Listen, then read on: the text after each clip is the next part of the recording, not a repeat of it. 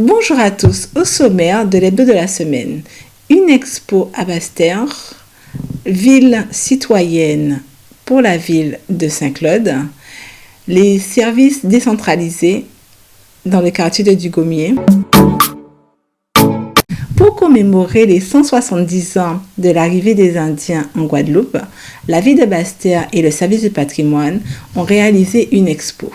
Sculpture à partir du dessin d'enfant qui est montré en haut, en essayant de m'inspirer le plus possible des caractéristiques du dessin d'enfant, le côté on va dire rustique du dessin. Alors ce qui m'a plu dans ce support, c'est également de véhiculer des valeurs. Les enfants sont très malléables, sont très sur les écrans, et le fait de dessiner et de passer à la sculpture donc en 3D, ça leur permet de toucher les choses. Et donc, à partir de là, de véhiculer sur le modèle de Titli, qui est un papillon en hindi, de véhiculer des valeurs de partage, parce que Titli est une indienne qui a beaucoup voyagé, qui aime le voyage et qui rêve. Le merveilleux voyage de Titli. Et nous avons en plus la chance et le bonheur d'avoir la petite qui avait 5 ans à l'époque et qui maintenant est beaucoup plus grande puisque c'était en 2014 et qui nous a fait ce merveilleux dessin de Titli. Lorsque l'on sait que son grand-père c'était Laurent Faroudja, on ne va pas s'étonner de cette immensité du savoir imaginaire qu'ont les enfants. Alors c'est vrai que le voyage de Titli permet à tous ceux issus non pas de la diaspora indienne, mais de la mer de l'Inde, de se reconnaître et de se rappeler des valeurs ancestrales prenantes. Et cette maison du patrimoine est vraiment un terroir, j'allais dire, un lieu d'accueil, mais aussi la plaque tournante de ce bouillonnement de culture à Basse-Terre. Donc les écoles sont non seulement invitées, mais elles sont déjà programmées pour cela. Et il n'y a rien de plus beau que l'éducation à la connaissance de nous-mêmes. Mandela le disait, c'est l'arme la plus puissante pour rendre l'être humain. Alors, ce soir, nous sommes tous très heureux, l'association Le Rêve de Titli. Nous sommes tous très heureux de pouvoir enfin aboutir à ce vernissage, cette exposition.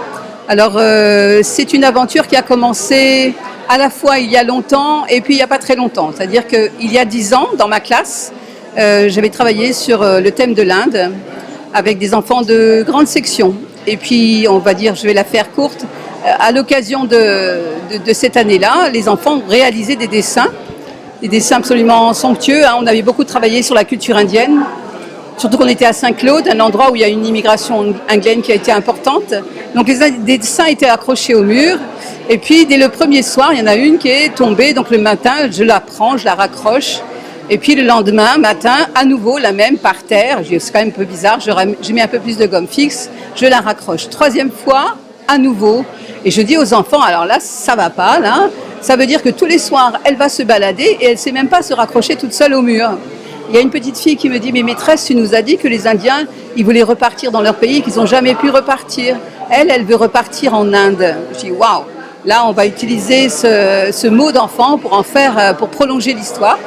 Donc, les soirs d'après, j'ai fait exprès de mettre par terre certains dessins des enfants. Et le lendemain, c'était l'occasion pour eux d'imaginer et d'écrire aussi ce qu'avaient pu faire leurs propres dessins. Le 9 avril 2024, la ville de Saint-Claude a reçu le label Ville citoyenne.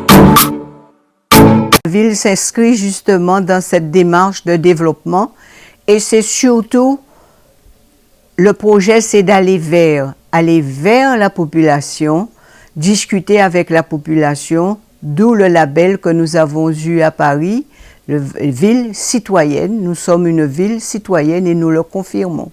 Écoutez, ce sont mes collaborateurs qui ont répondu à l'appel à projet et ils ont tellement travaillé là-dessus, ils se sont tellement impliqués que j'ai eu les félicitations de celui qui les a auditionnés. félicitations à l'équipe de Saint-Claude d'avoir bien préparé, mais aussi d'avoir défendu ce projet. Cela rentre exactement dans le cadre du projet le projet de ville de Saint-Claude, c'est de pouvoir développer son territoire, mais aussi amener un plus pour les administrés. En dehors de Ville citoyenne, nous avons déjà eu d'autres labels et nous avons aussi développé, toujours dans ce cadre, la classe de la biodiversité. En plus de ça, nous avons aussi mis en place le budget participatif, qui est un budget de 70 000 € chaque année que nous mettons à la portée des administrés dans les différents quartiers, de manière à ce qu'ils puissent monter des projets. C'est la participation de la ville. Donc, vous voyez, nous sommes vraiment le aller vers et aussi développer, permettre aussi aux administrés de Saint-Claude de participer et aussi de prendre part au développement de leur ville. Oh, absolument.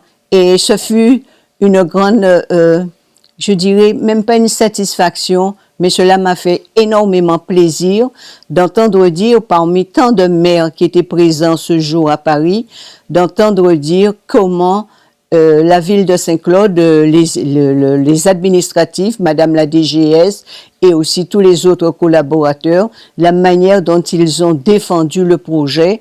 Vraiment, j'ai eu chaud au cœur et je remercie très, très sincèrement tout mon personnel, ma DGS et aussi tous ceux et celles qui ont pris part à cette audition. Oh oui, c'est pas terminé, c'est chaque jour petit pas, et on avance, d'où les propositions qui sont faites à la population de pouvoir adhérer au projet de la ville, puisque c'est un projet que nous portons pour eux, pour leur bien-être, pour leur développement de leur quartier et aussi pour le bien vivre ensemble. Dans la continuité de son programme, la maire de Saint-Claude et les services de la ville ont été décentralisés dans le quartier de Dugommier ce mercredi 24 avril. Parce que le problème de l'eau, je l'ai aussi chez moi. L'eau rentrait directement chez moi. Donc, ces questions-là, on voit bien maintenant qu'elles ne sont pas prêtes d'être résolues. Parce qu'il y a différents pouvoirs. Qui fait quoi? Ce qu'on sait, c'est que nous, on paie tout. Ah, d'accord. Hein? Alors, je pense que dans cette situation, il est nécessaire que les populations se réunissent, se renseignent bien sur les responsabilités de chaque institution pour savoir à qui s'adresser. Je sais que ce ne sera pas facile. Oui, aujourd'hui, on comprend aussi qu'une partie de notre travail, il n'est pas uniquement technique, il est aussi social. Aujourd'hui, moi, j'ai toujours eu la conviction que les ponts, c'est aussi là pour créer des liens, et on le voit. Aujourd'hui, quand ces liens sont mis un peu en péril, il y a des inquiétudes. Donc aujourd'hui, on essaye de faire au maximum avec les budgets qu'on arrive à avoir pour ces opérations-là. Aujourd'hui, cette opération, elle consiste à stabiliser au maximum l'ouvrage, tout en s'assurant de comprendre techniquement les parties les plus dégradées. Voilà. Effectivement, aujourd'hui, c'est étape par étape. On a une maîtrise d'œuvre qui cadre la plupart de nos actions, chacune de nos actions, et qui va nous questionner jusqu'au coup de truelle qu'on met sur telle ou telle partie de l'ouvrage pour pouvoir justifier en fait des bonnes règles de l'art et respecter du mieux qu'on peut les normes dans le contexte si particulier que constitue la Guadeloupe et ses contraintes environnementales. Oui. J'ai écouté ce que l'entreprise a dit, mais ça ne change pas mon inquiétude. Pour l'instant, ils sont sur le confortement du pont, un pont qui a déjà été rafistolé à plusieurs reprises.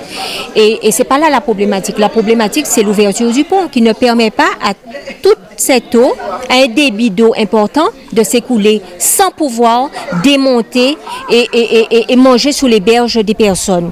Donc, s'ils persistent à maintenir ce pont comme il est là, vous comprenez bien que les riverains qui habitent du côté des berges, et petit à petit leur terrain sera grignoté, et un de ces quatre, le préfet va prendre un arrêté qu'on viendra coller sous la porte des gens pour pouvoir vous demander de partir parce que vous êtes en danger et que vous ne pouvez pas rester là. Mais moi je vous dis que je ne vais pas me laisser faire. Je ne vais pas me laisser faire. J'irai jusqu'au bout et j'écrirai de là où je dois écrire. Parce que je considère que 100 000 euros, c'est rien. L'État a reçu beaucoup d'argent pour pouvoir restructurer les ponts et qu'on puisse traiter le pont de Ducomier avec légèreté. Non, je ne l'accepte pas. Oui, j'ai écouté l'information.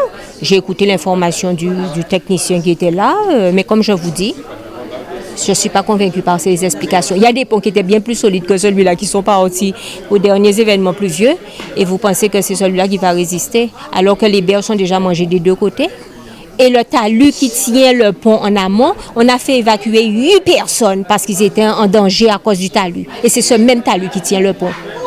Ah, mais c'est ça, le but c'est ça, hein. Le maire dans les quartiers, aller vers, c'est ça l'objectif de la municipalité, aller vers les quartiers, aller vers et aller à la rencontre des administrés. Le maire dans les quartiers, c'est ça.